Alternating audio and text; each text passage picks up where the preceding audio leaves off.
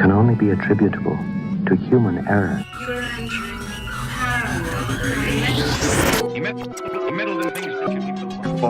Paranormal. Where will we go next? Just phantom from another time.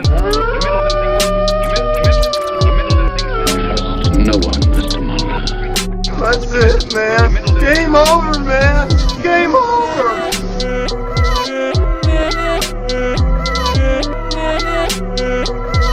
That is one big pile of shit. Hello, I'm Alex Daikaiju. I'm Jasmine with And I'm Eli Watson. And we are Cryptid Campfire. Yes. Welcome everyone to our new tome. We are coming off a long break that was well deserved after our North American cross-country road trip tome, plus some real life cryptid adventures that Eli got to go on. Isn't that right, Eli? Yeah, man. I was doing some cool stuff with small town monsters. If you've been a listener for the show, you'll hear that I talk about them kind of frequently. And so I'm kind of living the dream now and working with them. And you'll be able to see some of my adventures in the future episodes of Beyond the Trail, which is available on their YouTube channel. Amazing. But we are back and going global this tome with Cryptid Campfire World Tour. So last season, we focused on cryptids and creatures specifically in the United States. So now we're going to explore some international myths, legends, and claims. But before we get started, we have some exciting news. So for the listeners who've been with us before, we want to thank you for joining us again. And we want to let you know that you can now watch Cryptid Campfire in addition to streaming our audio podcasts. So we've partnered with the Paranormal Network to produce video versions of our main episodes, and their YouTube channel is where you'll find those each week uploaded in tandem with our audio releases, which will now happen on Thursdays instead of Tuesdays. So if that's something that interests you, please go like, share, and subscribe. And to those of you who are new, whether you're listening to us on your favorite podcast platform or watching us here on YouTube, hello. We are so happy to have you, and we are excited to introduce you to some legends and stories that you may not have heard of before. well said, Jasmine. And it's really exciting because if you're first time here to Cryptid Campfire, who we are, what we do, each week we get together, we do our own independent research, and we kind of bring it together for you in kind of a freeform jazz style where we discover new things, talk about fun topics, have a surprise or two. You never know. And that's what keeps this a lot of fun and kind of lively. With all that said, let's get into this inaugural episode. The first region that we're paying visit to on this world tour is that of Latin America. So Latin America is the portion of the Americas comprising countries and regions where Romance languages, which are languages that are derived from Latin, such as Spanish, French, and Portuguese, are predominantly spoken. Latin America is sort of a linguistic and cultural division of the continents, whereas if you think of just South America on its own, it's more of a geographical division of the continent. So Latin America is technically more than just South America because it includes places like Mexico, the Caribbean, and Central America. And Latin America is just one of the many places around the world where you may encounter what we're talking about today, which is duendes, or as some people know it, him, them, just El Duende. So the Duende folklore does vary in other regions such as Spain, Portugal, and the Philippines. So there's bound to be some overlap, some, sharing of stories, some not so quite clear lines that we'll mention. But today we did try to focus primarily on the Duendes of Latin America. Most of my contribution for today's episode will actually highlight Ecuador specifically. So when I get into that later, that's where those stories are going to come from. Yes, thank you, Jasmine. I guess we're getting into what they look like, right? Yeah. So what did you guys get for like the basic description, behavior, maybe like some like sayings about duendes or El Duende? Well, get ready for it because they're 2 feet tall and they don't wear clothes. Yes, just like any self-respecting cryptid or supernatural creature, they've opted to go clothesless. Yep. But they are covered in long hair. So, that kind of makes them PG rated. And supposedly they live in jungles and they eat fruit. That's what I got for some of I got many things. They do a lot of things. Yeah, that's what I'm saying. There's a lot of variation and variety, which I guess variation and variety are both the same word. So yes. It's funny because we had been requested to do duendes for a while. Actually, I think within the first 6 months of when we first started back in the day, and it was a coworker. Her name was Catherine. She worked at the movie theater. Shout out. And she suggested, you guys should do duendes. Oh, I looked it up real quick. Oh, that sounds kind of cool. Maybe we can do it. And then just the list started happening. We started getting all these cryptids. It kind of got lost amongst the clatter. And so it's like, all right, we're doing a new tome. Let's get started. Let's look at duendes. And I went to go look, and there's like a million different variations on these guys. Yeah. Right. Did any of you guys get where the name kind of comes from? Oh, you did? I did. I'm going to say did you it. want to share it? Yeah, I'm going to say take it away, mister. Well, it seems to be a contraction of dueño de casa or duende casa. And you can see duende. It's master of the house. Oh, really? Okay. I actually didn't get that in my research. That's supposedly what it means. And as we get into it, you'll see that these little buggers, they move in and they just take over your home and your life. Yeah, in one way or another, yeah. So, hey, if I'm just saying, is I wouldn't be able to do this podcast if I had a 2-foot tall naked person running around all the time. Okay, well, they're not completely naked all the time. Most of the time, they're wearing some form of big red pointy hat. As if that makes it better. That's not just the like typical gnome description. Like a lot of people have claimed that El Duende or Duendes do wear big pointy hats, and most often they are red. Sometimes they're other colors, but I also heard that they're not always naked and that they sometimes wear animal hide. Well, you mentioned, they wear hats, and Eli, that doesn't make a difference. It's like Donald Duck. Everyone else in Disney wears pants, but Donald Duck's the only one who just has a shirt and has the audacity. It's true. And you said they were hairy, right, Eli? Yeah. Yeah, big long beards. I don't know. I thought for the males they only grow beards, and the women, I guess, have long hair that covers everything else. I don't know how this works. I don't think anybody does. They're all very hairy from the neck down, and then sometimes they grow hair on their chin area, and then they're always bald, so that's why they wear the big red hats. Yeah. Whoa, that's a good theory. Let's run with it. All right, we're changing the name of the game, people.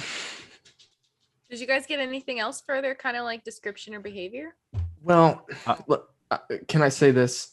Yeah. Because I feel like they're a lot like fairies. We've talked about fairies before on the show, to where there's a whole lot of mischievous behavior. If you cross them, they will never leave you alone. Sometimes people leave gifts for them like people do for fairies. So I don't know. Is this a regional fairy? I don't know. One weird behavior that I came across was, so Eli mentioned they live in the jungles, but they can try to infiltrate your house. So sometimes they'll live in between the walls. And then one little trick they like to do is they'll climb out of the walls while people are sleeping, and if you have unkempt finger and toenails, they'll trim them for you. But sometimes they get a little too overzealous, and so they'll cut off a digit. Yeah. I have a question about that particular legend, because did somebody somewhere wake up missing a toe? I don't understand. Well, I this is here's your weird fact of the day if you want to know something. So the legend is these duendes, they'll, if you have, unkept fingernails or toenails, they'll maybe cut off your toe or finger. There's a legend from Germany.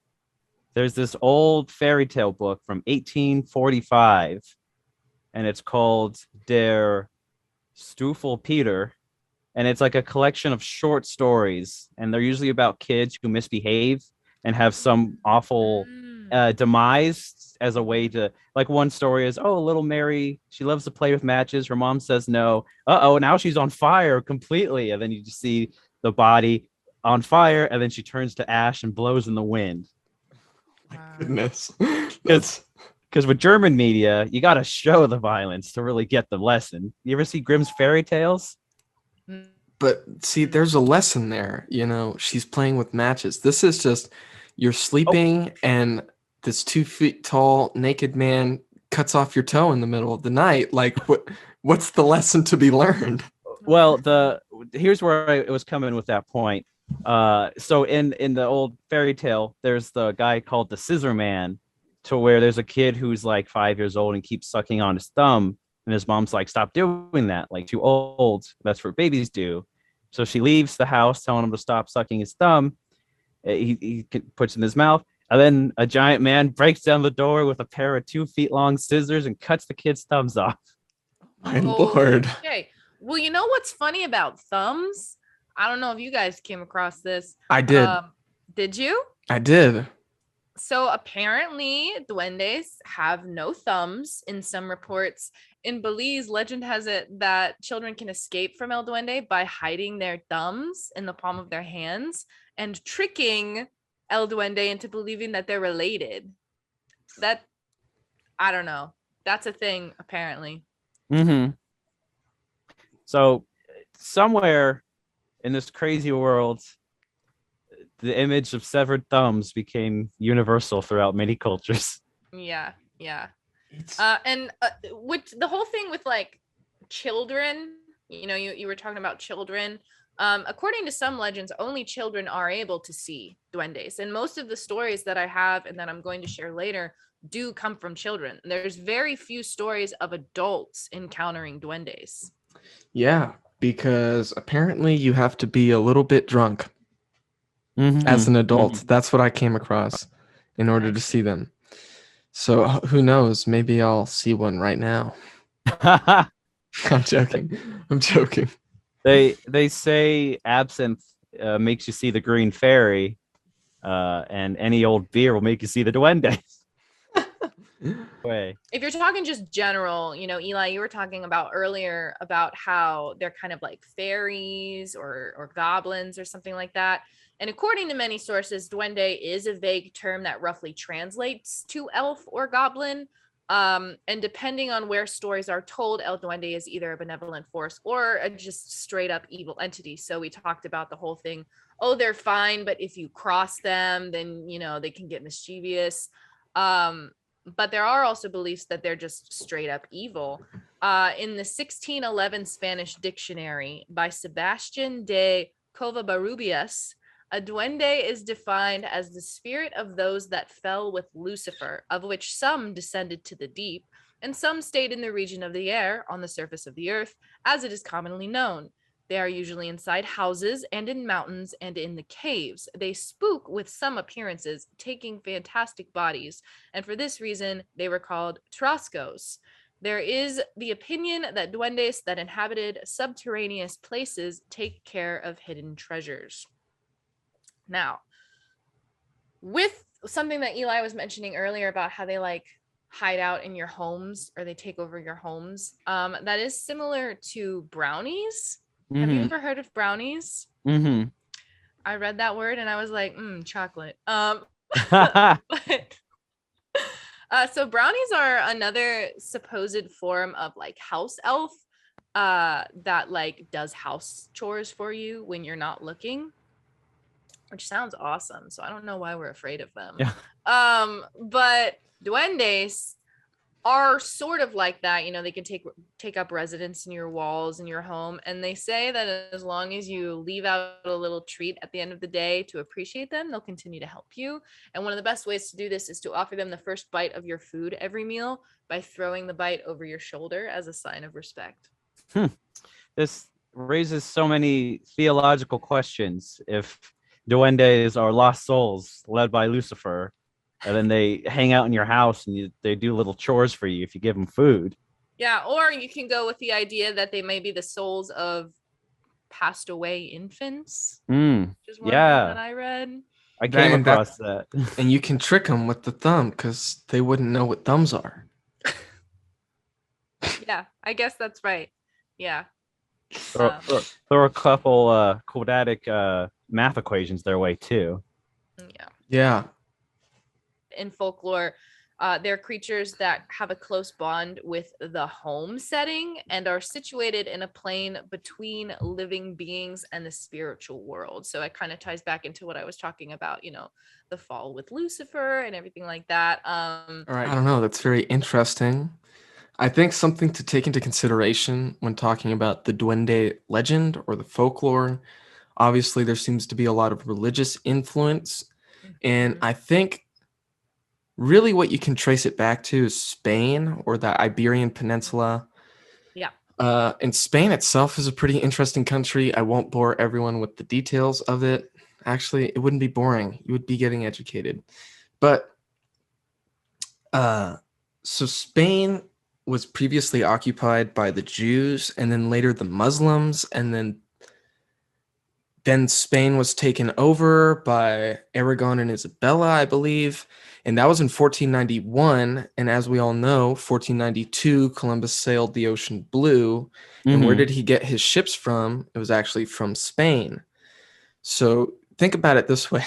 Spain was only, the country of Spain as we know it today was only 1 year old when they lended out ships full of prisoners to Columbus and began the whole colonizing of the New World. Yeah. And so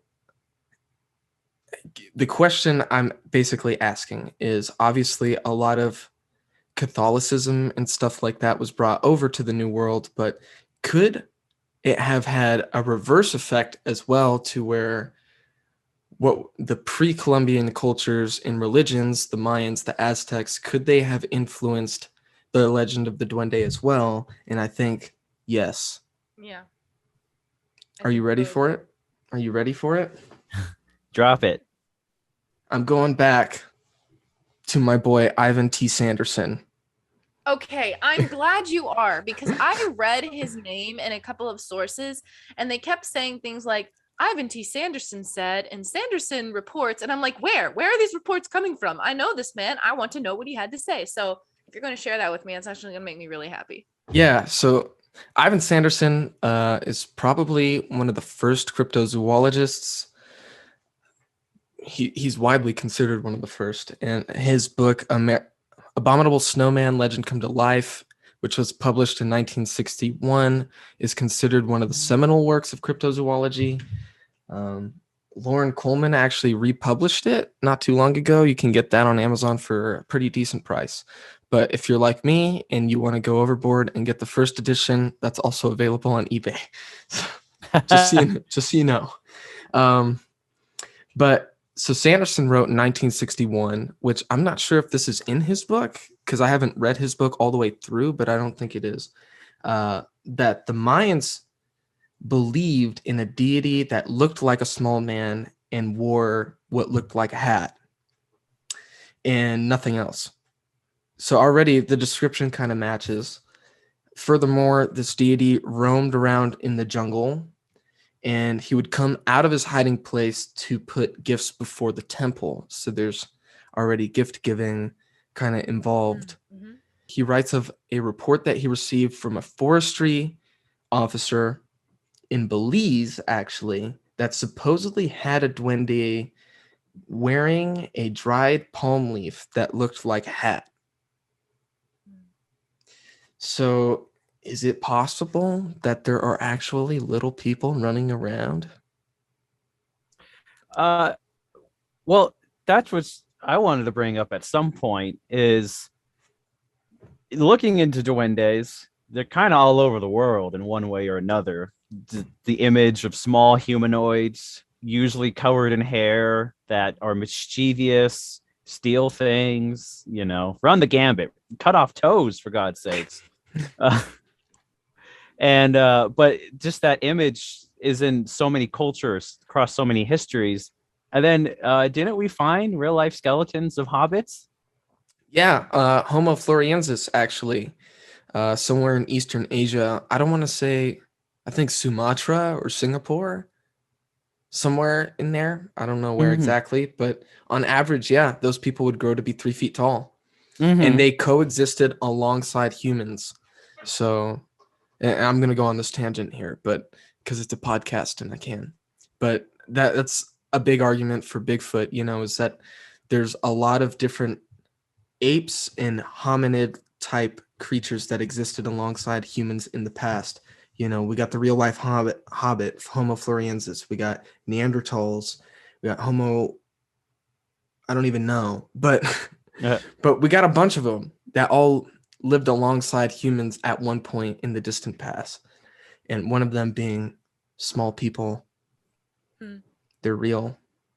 It's real, guys.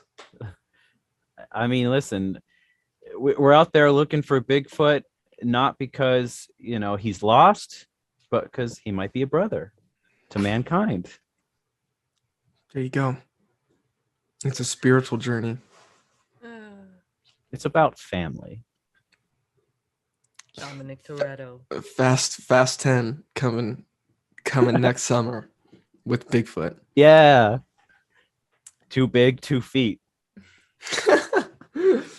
So, as we can see, there's quite a wide range of beliefs and origins of the Duende legend. And I, if we're ready, would like to dial in on Ecuador specifically because I actually read a 100-page thesis paper about the subject for this episode. So I've got lots of good bits of information that I'd like to throw out there for you guys. Yeah, Jasmine, you just won the Scholastic Award for reading 100 pages. Thank you.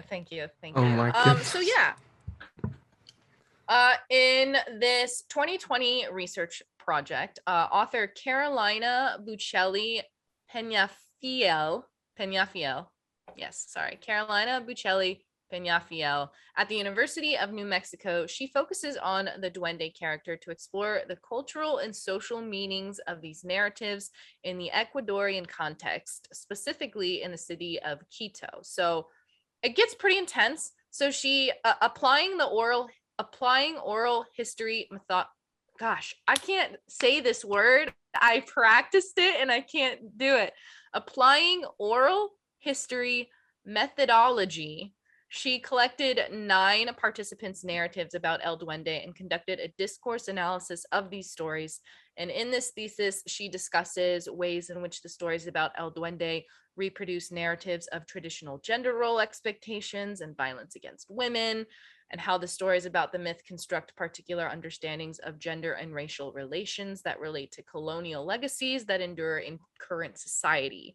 So the main goal of the research is to understand the reproduction of discourses that shape everyday life and the power of folk tales and language to construct gendered and racialized realities. So that's a lot.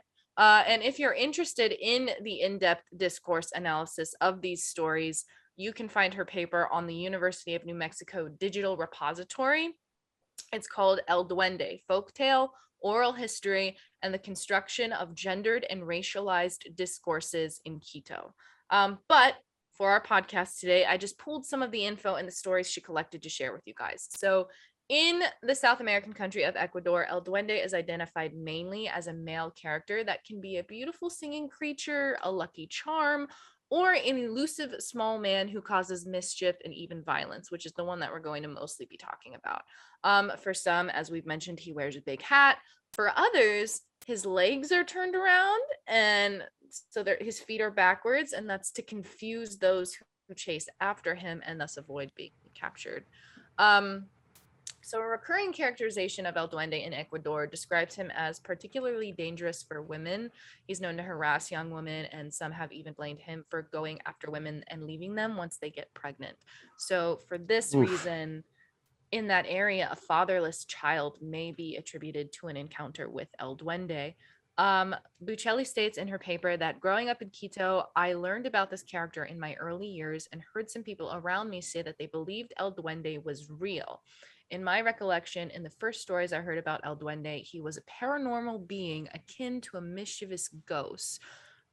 Further on, I started hearing or reading about El Duende as a small man who chased after women.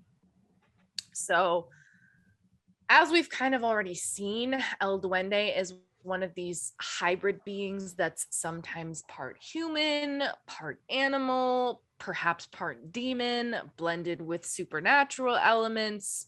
But there are many people to this day who believe El Duende is an actual creature lurking in the night, so more similar to a cryptid. And I would like to share some of those stories with you guys that came directly from this thesis paper that I read.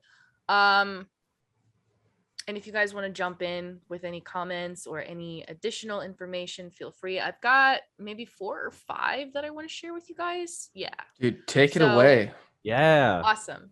And again, these stories do have more detail and are presented in a more full form in her paper. I just kind of took the highlights of the stories. So first up, we have Carlos Lastra. He's 32, or he was 32 at the time of his interview, which took place in 2019. So when he was a child, El Duende was real for him and for his grandparents. And in the community that he lived during childhood, El Duende was essentially part of everyday life. It would appear to people in the valley.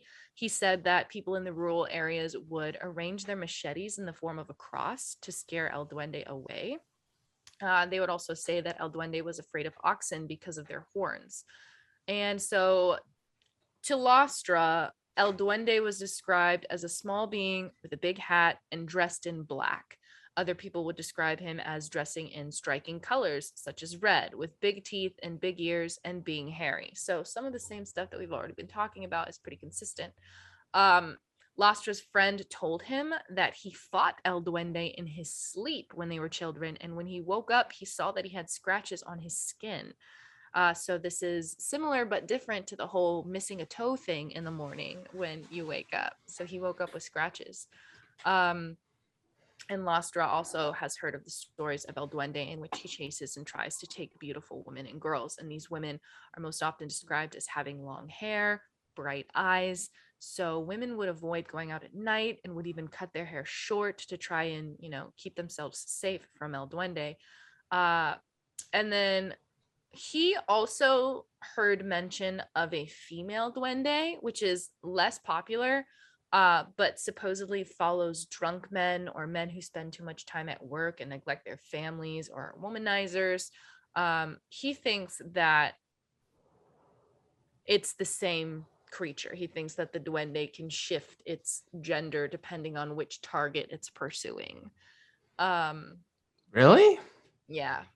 That's just his personal belief, though. So he's heard stories of females and he's heard stories of males, and he thinks, nah, it's one thing.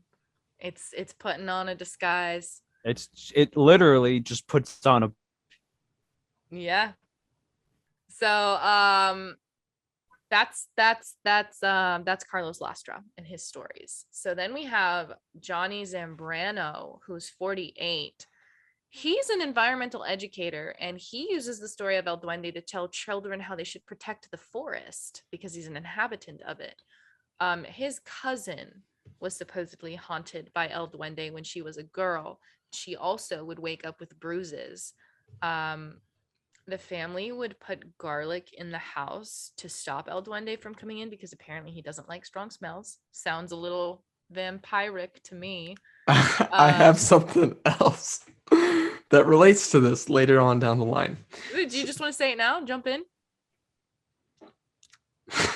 It's gonna. All right, you asked for it. So a Google search, I was just Googling around, looking up duendes, one of the popular searches is how to get rid of a duende.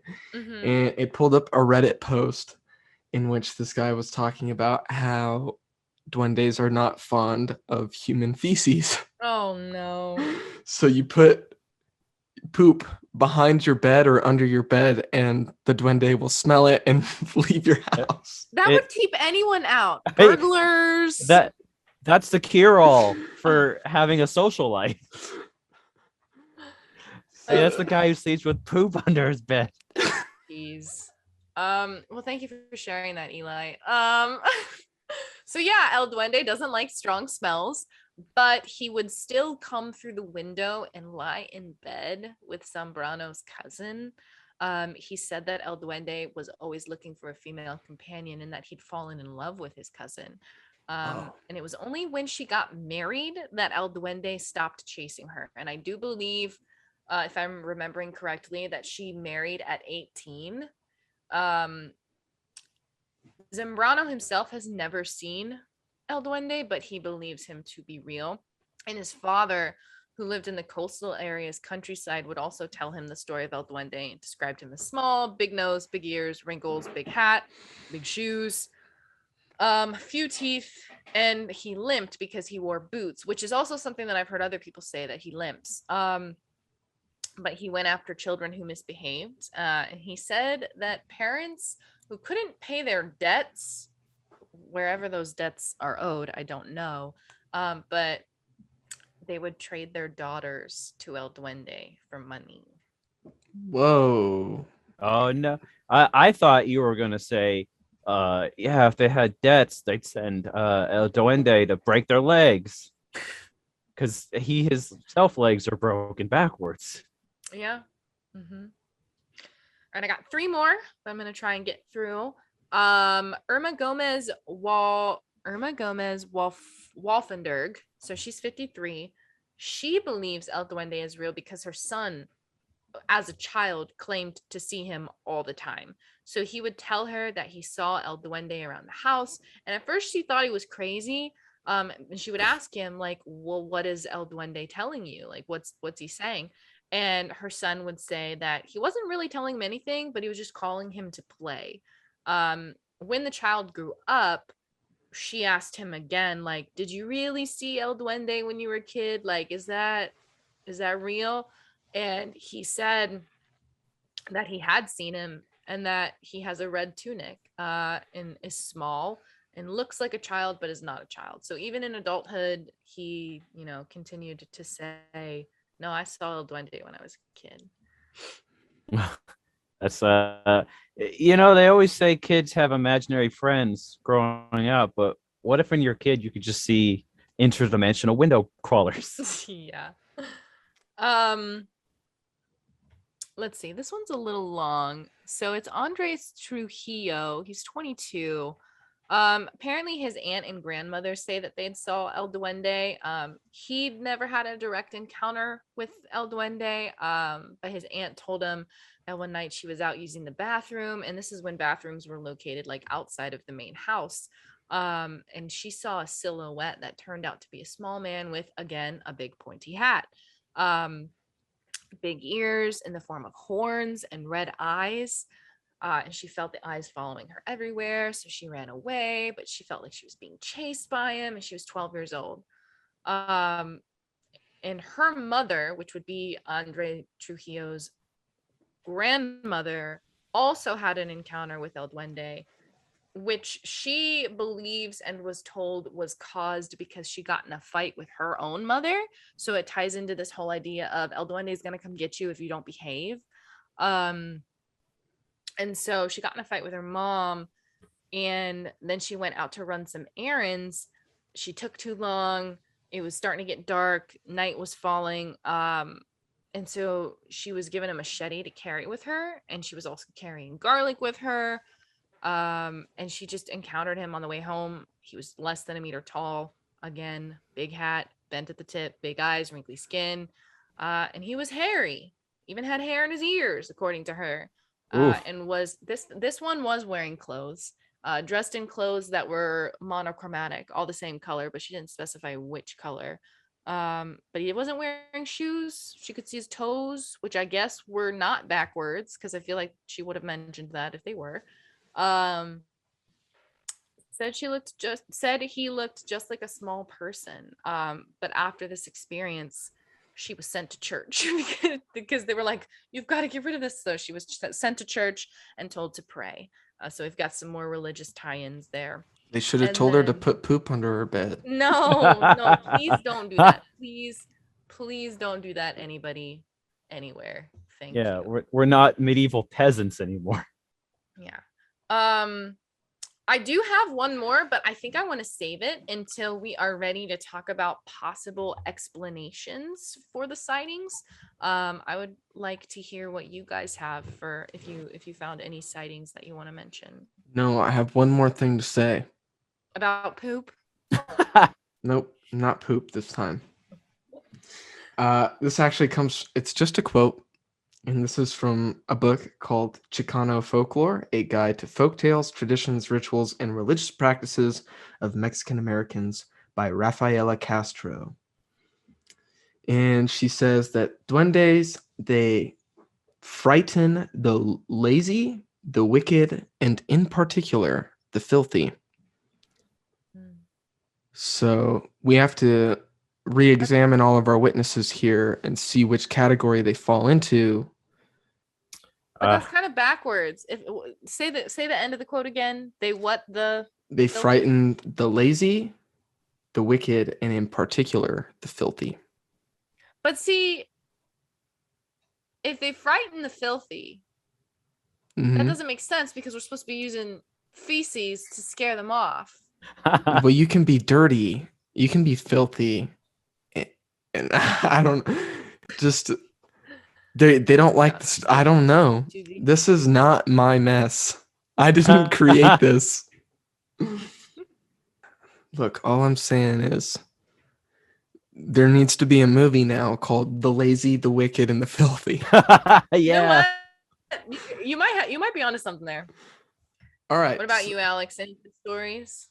Oh, just the one from the coworker Catherine who recommended Duendes. Oh yeah. She herself didn't have a sighting, but what prompted her to, tell me about it was we were talking about different myths and legends. She's like, oh, her and her brother, they talked about they would go to Mexico when they were younger, and just like their cousins were always talking about seeing little things like running behind the corners of their house, really? Or socks going missing. So that's what kind of sparked my interest, was kind of secondhand stories of family members telling like, oh yeah, we see these things, and like it's kind of like an accepted fact that if something's gone missing or you see something out of the corner of your eye, it's probably a duende. Dude, what? Okay, I got two things to say. And I'll share the kind of off-topic one first. As I was doing my research, I came across the website abovetopsecret.com. Sounds secret. It's not. So it's basically a forum site in which people share various conspiracy theories. And on it, I came across, how to get rid of a duende. Right. Again, nobody brought up poop this time, but the user Black Yoshi 69 said they cannot count past 12. So they themselves or the duendes? The duendes. Can you repeat your statement? I laughed way too long and way too loud at that username. Yeah, so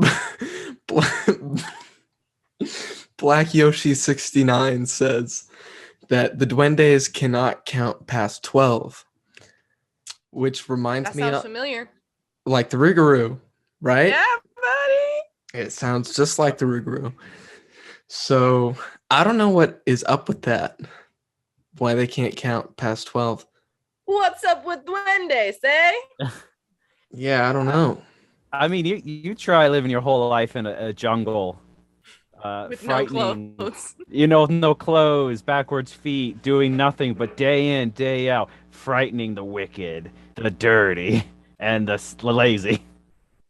It's Directed true. by Sergio Leone. Oh man. Well, going off of what you said earlier, Alex, with just kind of what Catherine had seen, and just it's interesting to me how many reports of like little people there are in the world.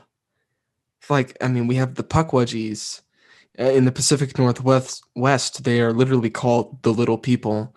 You know, you have fairies, leprechauns, goblins, elves. You know, and they're all Brownies, all these. brownies. You know, it's weird. Like, where does it come from? Yeah. I don't know, because even you could make the argument that, oh well, it was a Spanish tradition and then it crossed over into the New World. But even like I said, the Mayans had something very similar. You know, Mm-hmm. what is that? There's something there. I'm telling you, there's something about little hairy people that, you know, sometimes steal our thumbs and do odd household chores for us for food. Yeah. Dude, yeah, you should clean my room. You know what's interesting is I didn't make the connection until we were talking way at the beginning of this episode when we were giving the description. The whole time that I was reading about duendes, I had the image of like a gnome in my head. Like I was thinking lawn gnomes. Not exactly like that, but like long beard. Mhm. I wasn't really making the connection of it being like an entirely hairy creature that doesn't have clothes most of the time. But now that I am kind of like understanding that after we've talked about it and we've talked a little bit about Bigfoot and all of these other, you know, small people that have existed, it makes a little more sense, and it helps me understand maybe why people make the claim that duende sightings are actually misidentified sightings of monkeys, like howler monkeys and spider monkeys, which I do have one more story that I read from that thesis. If you guys wanted to hear it, we could start talking about possible explanations, which we've actually already discussed at length with everything that we've already just said about Mhm. possible explanations and where the legend comes from and why all of this exists. But yeah, so Diego Rios, 25, he believes that El Duende is actually just a story, it's just a myth, but he did see something strange one time when he was with his cousins in the Amazon region of Ecuador. On the branches of a big tree next to his grandmother's house, they saw a shadow, and the sun was on the other side of the tree, so that what they could see was only the shadows of the leaves. And in one of the branches, they saw two little feet that were swinging. And he said that they looked like the perfect human feet. And they got scared, ran away. But as he grew older, he started considering the event using more reason, and suspects that what they saw was just a monkey chilling in the tree, because spider monkeys and howler monkeys are, I believe, in that region. Yeah, they are. And here, no, No, he's wrong. he's wrong. It wasn't a monkey. Well, I don't know. Maybe that was a monkey, but the duende is real, bro. And the reason we know is because Catherine said so. no, because here we go. You ready? You line up a picture of a duende and you line up a picture of a howler monkey. You'll see very major difference. There's a tail on the monkey, and there isn't one. There's also the absence of a large red hat. No confirmation yet if they have yellow boots on as well. It's true. So how can you confuse that for a naked hairy man? Yeah, I don't know. I mean, the howler monkey, spider monkey thing, I read on some sites that had to do with like Bigfoot stuff. So you know how, you know, Sasquatch, there's so many, we know that Sasquatch is real, but like there's why are you saying it like that? Because we got the haters out there. But like I was saying earlier, in the recording of this podcast is kind of the first time that I made the connection, like, oh, so it is fully covered in hair by most accounts. Mm-hmm. So I get why you might find information about duendes, listed on Bigfoot type of websites, and why people talk about it when they talk about Bigfoot, even though it's more similar to, like we said, fairy, goblin, elf, imp, all of that. Mm-hmm. Right. Very, Still- very strange. I don't know, dude. I don't buy it 100%. Don't buy what? The spider That- monkey? The claim? spider monkey, howler monkey theory. No, I don't. I think I mean, there's some weird stuff going on, dude. there is. That was the only like physical, worldly sort of explanation that I came across for duendes. Like, there's no like, oh, it's a government experiment gone bad, or it's an alien, or any of that stuff. Instead, I found a lot of conversation about how the duende might not be actually real. It might not be a thing that exists, but it's more a folk tale that families and parents and people used to sort of teach their children what to do and what not to do, which we've talked about so many things like that in the past. And so I wanted to share a couple quotes with you guys that have to do with like mythology and norms and things like that. If you're ready to hear that, if we're making that segue. Oh, So, the author of the thesis, which I read, which I've mentioned many times in this episode so far, Caroline Puccelli, she considers the character of El Duende as a myth. So, from what I understand, she doesn't think it's a actual being or creature that exists in this, world.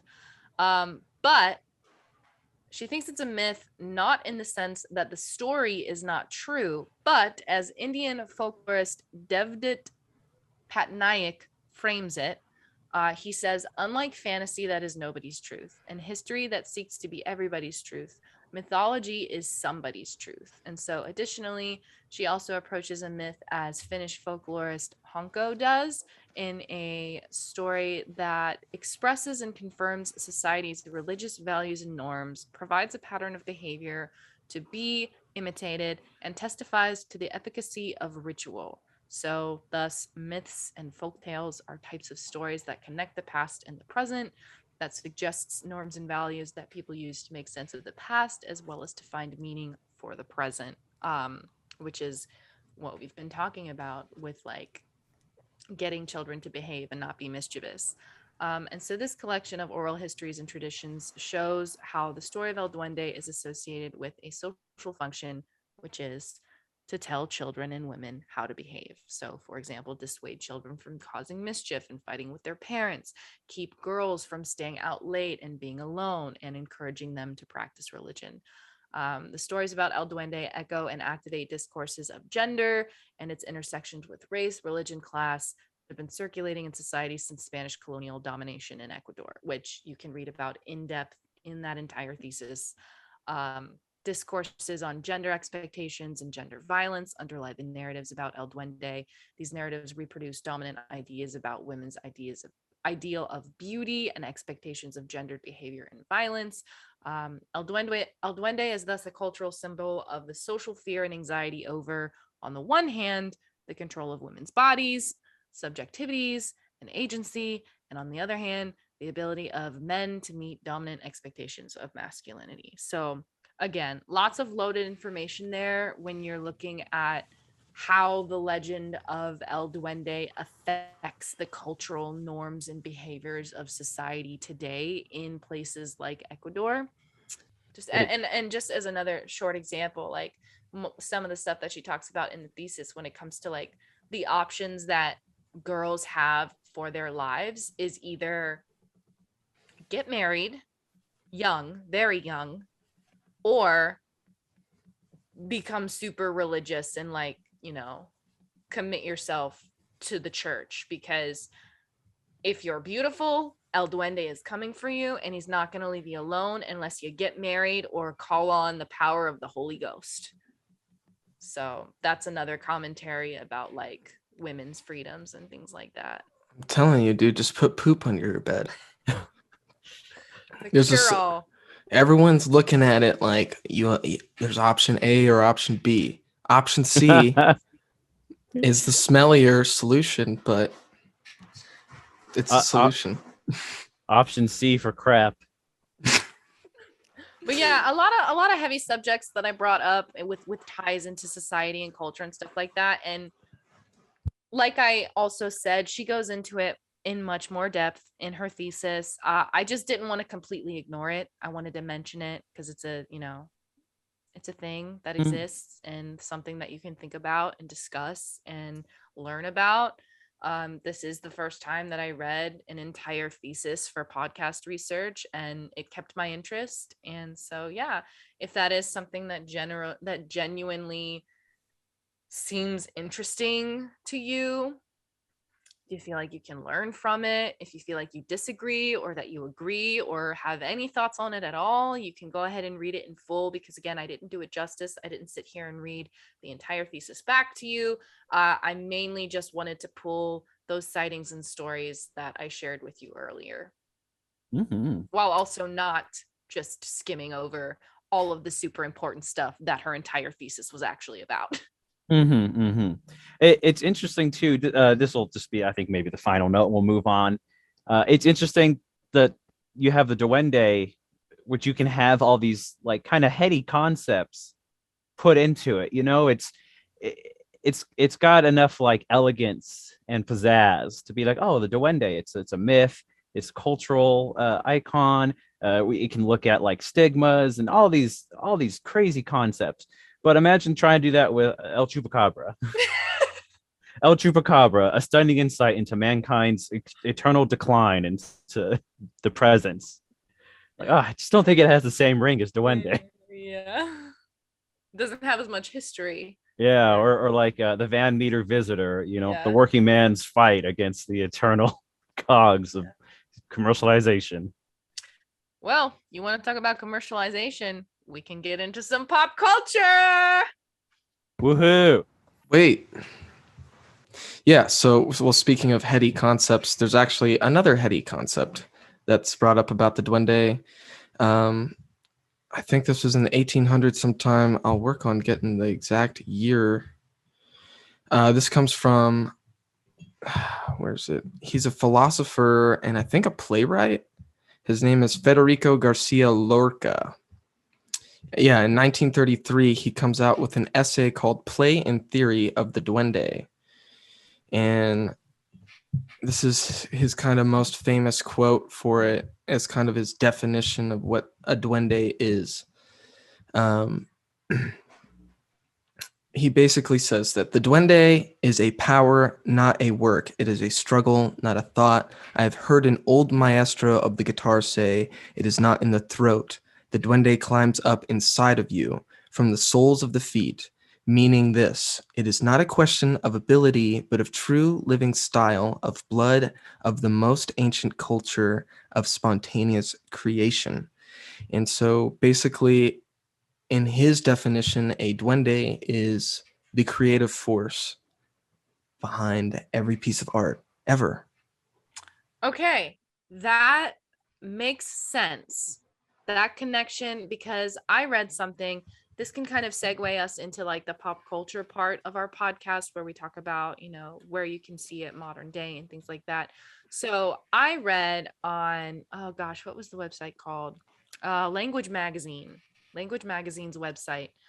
They had an article about Duende, and it was not what I was expecting at all. I was like, what the heck is this? So it led me to look up the Merriam-Webster definition of duende, which is the power to attract through personal magnetism and charm.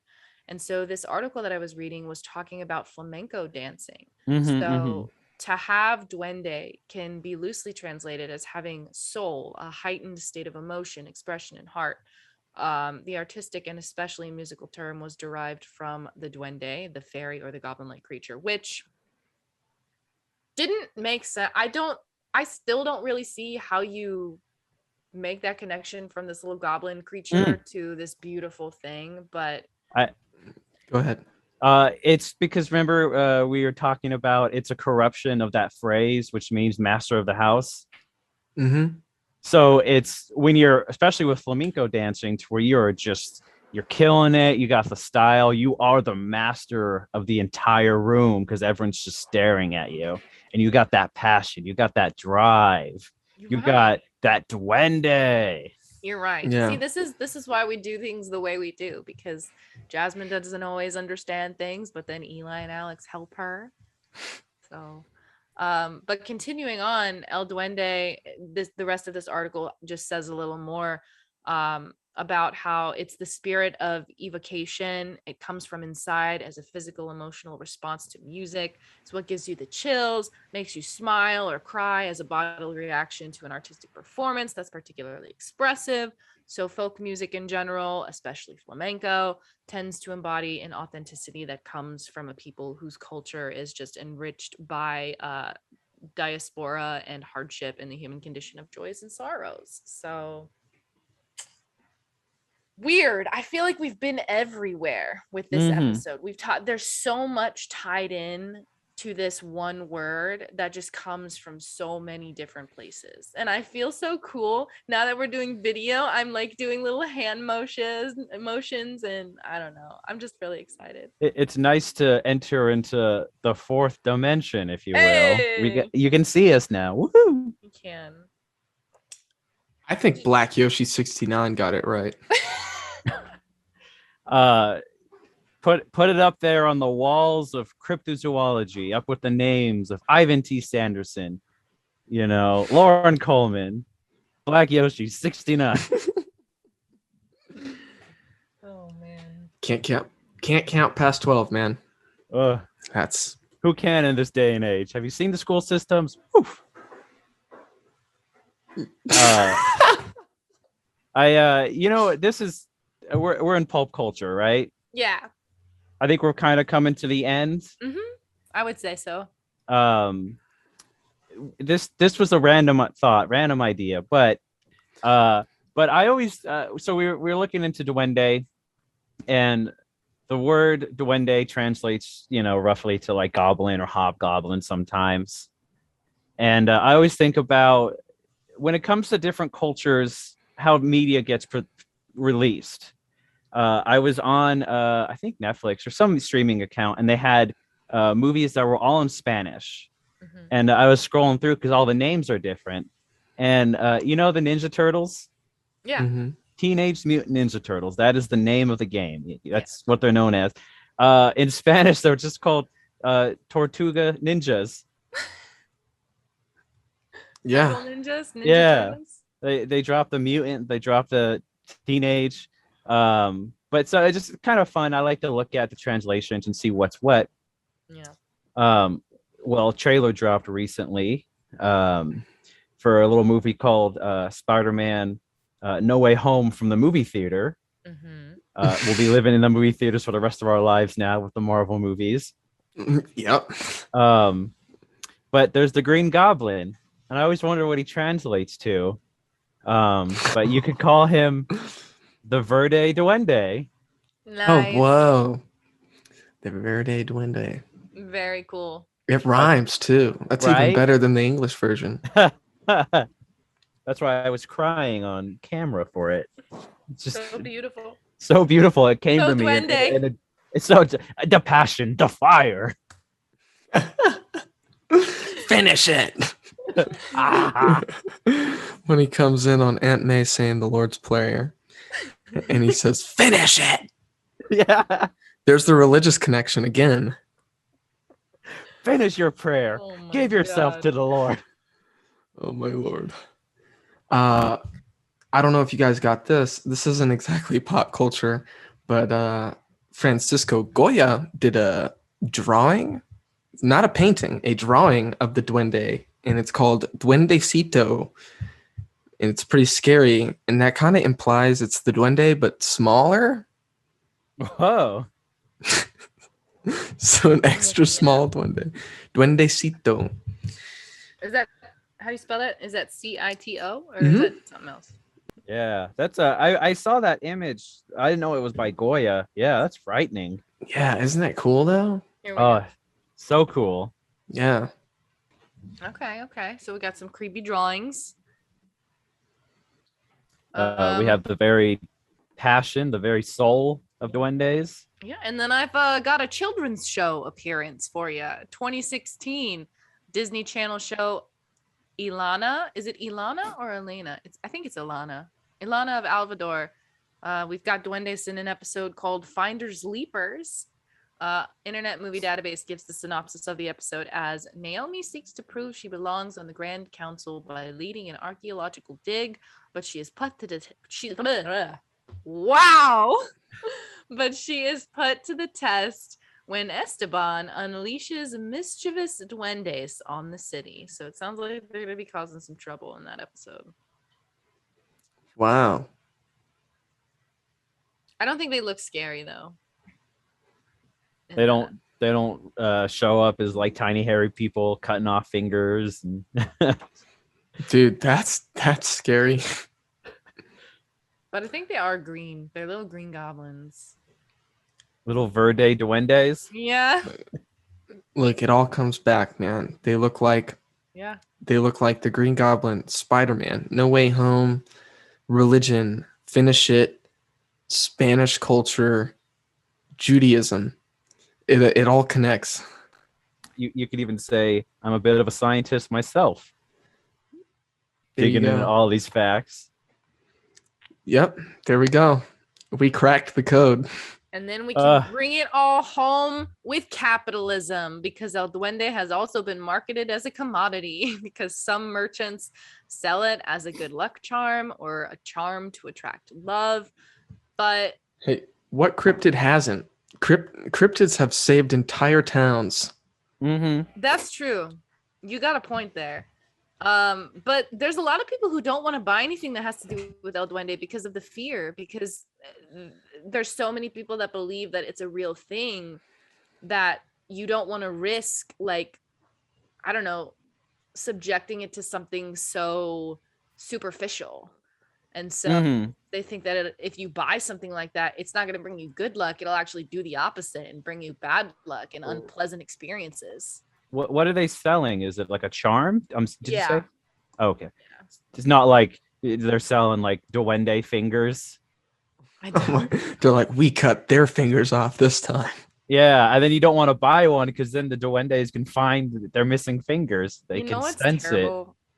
You said duende fingers, and my first thought was not, oh, physical, like rabbit foot type of things.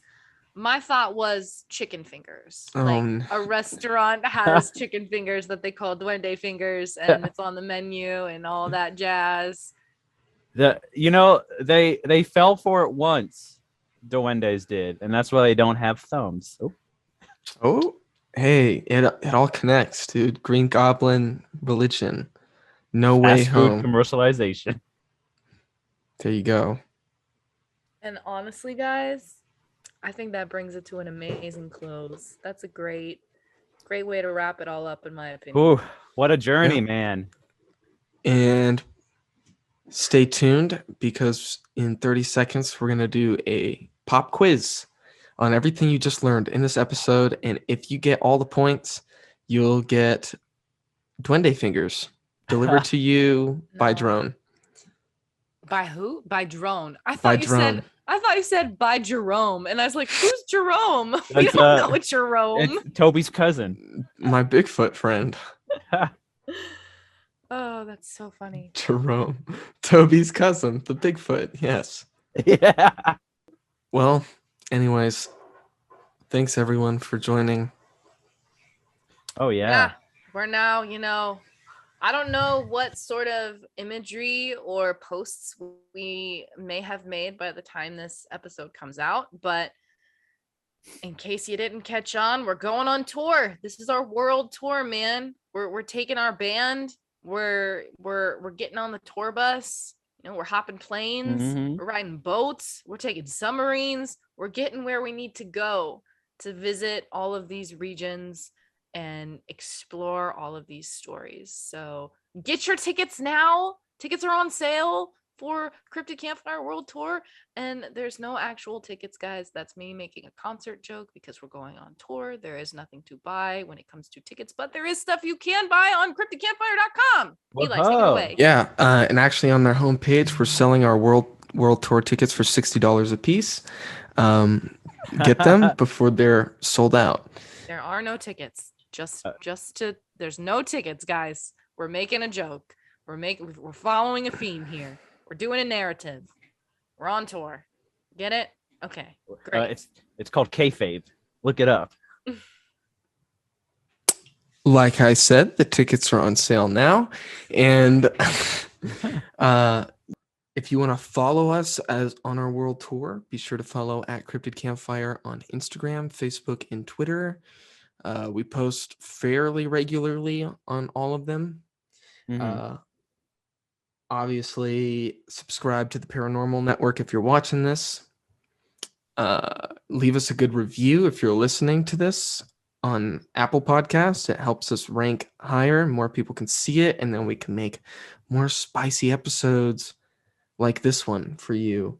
Check out cryptidcampfire.com. You can get yourself t-shirts, Cryptid Campfire t-shirts, which are pretty sick. Oh, Jasmine's wearing one right now. Ooh.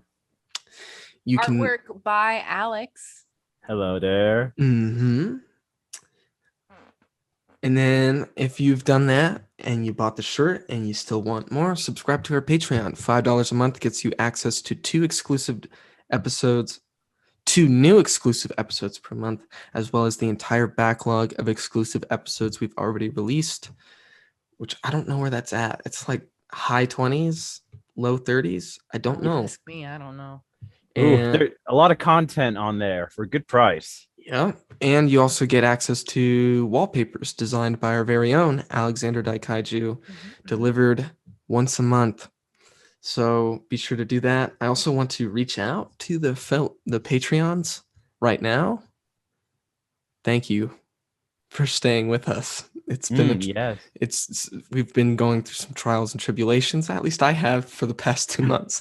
So, but we're on the uphill battle on our hero's journey, if you will. Yep. The second act is getting a little dicey. And you always feel like you're going downhill. Anyways.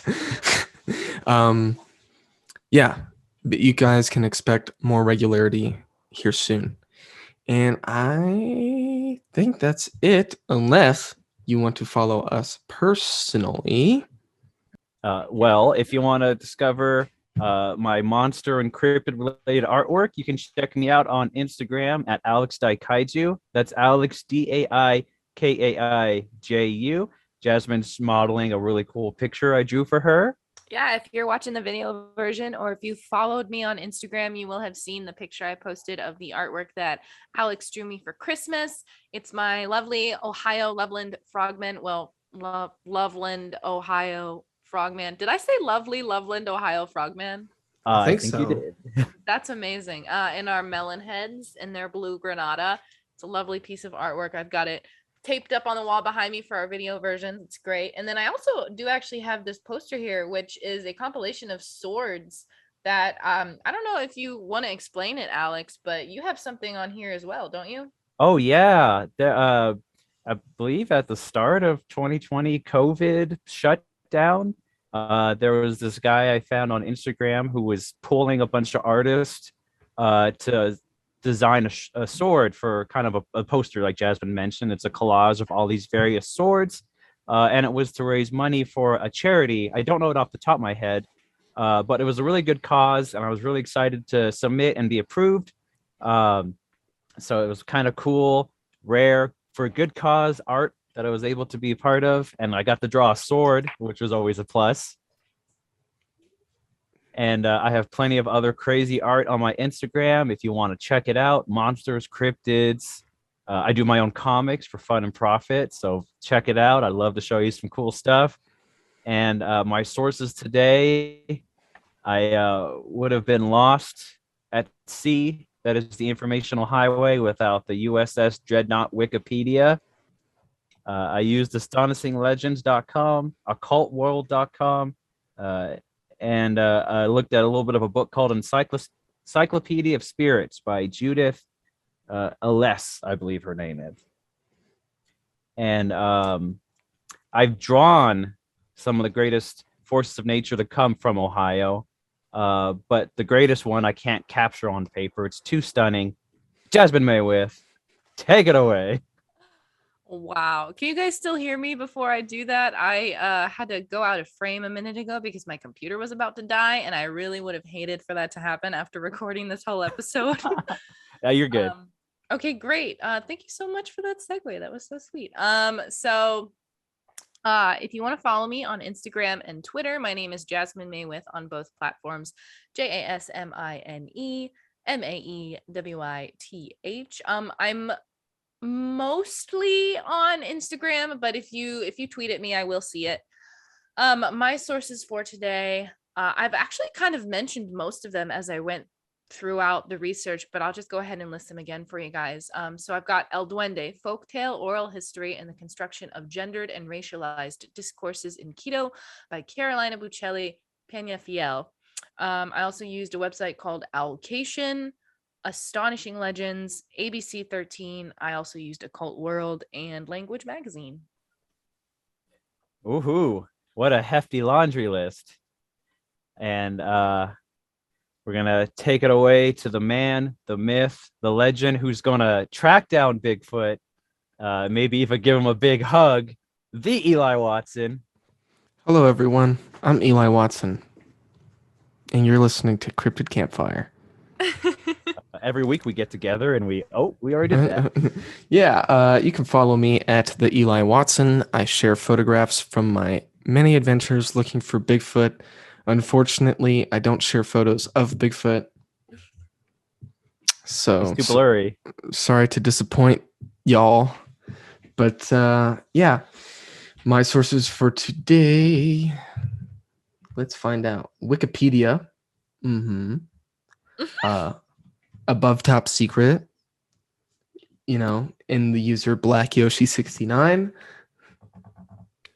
The book Chicano Folklore, A Guide to Folktales, Traditions, Rituals, and Religious Practices of Mexican Americans by Rafaela Castro, owlcation.com, and wikiwand.com. Very nice. Good shooting text. Yeah, thank you, everyone. That's great. I think we did a good job. And we will, I think you, the listener, if you made it this far, did a good job. Yeah, thank you so much for sticking with us. I know we were gone for a long time, but we just had so much stuff going on, Eli was out of town, Jasmine was getting a job, Alex was making comics, but we're happy to be back together. Not physically, because Eli decided to move an hour and a half away from Alex and I, but we're happy to be back in recording.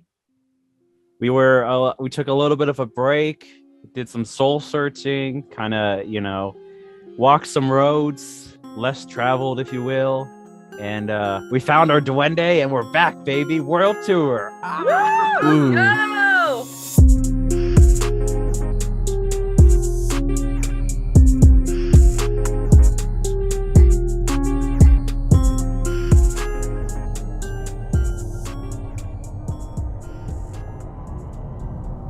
This podcast is a part of Straight Up Strange Productions.